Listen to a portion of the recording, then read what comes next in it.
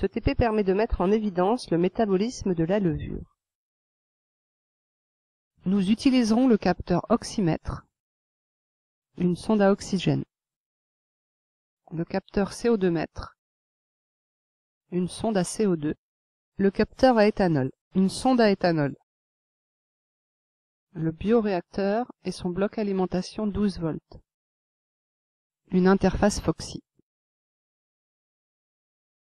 Des levures à 10 grammes litre sont préalablement mises à buller et agitées 24 heures avant l'expérience dans de l'eau du robinet. Connectez la sonde à oxygène au capteur oxymètre. Raccordez l'interface Foxy au secteur. Connectez le capteur oxymètre à l'interface. Connectez la sonde CO2 au capteur CO2 mètre. Connectez le capteur CO2 mètre à la Foxy. Connectez la sonde à éthanol au capteur éthanol. Connectez le capteur éthanol à l'interface Foxy. Alimentez le bioréacteur avec le bloc alimentation 12 volts. Mettre la solution de levure dans la cuve du bioréacteur.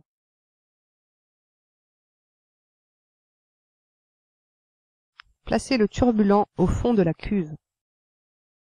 Lancez l'agitation.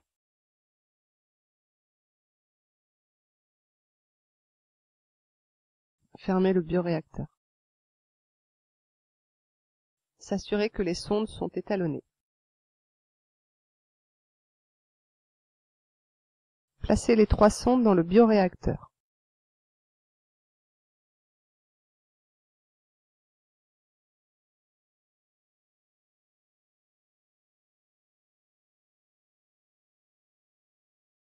Placez la sonde à éthanol au milieu de préférence.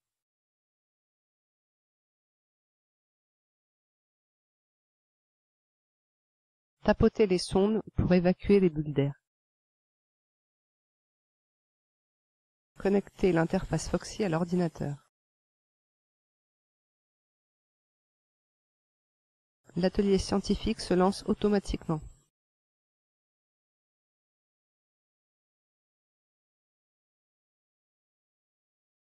Choisir l'atelier scientifique Sciences de la vie et de la Terre. Sélectionnez le module généraliste. Glissez-déposez les 3 capteurs sur l'axe des ordonnées.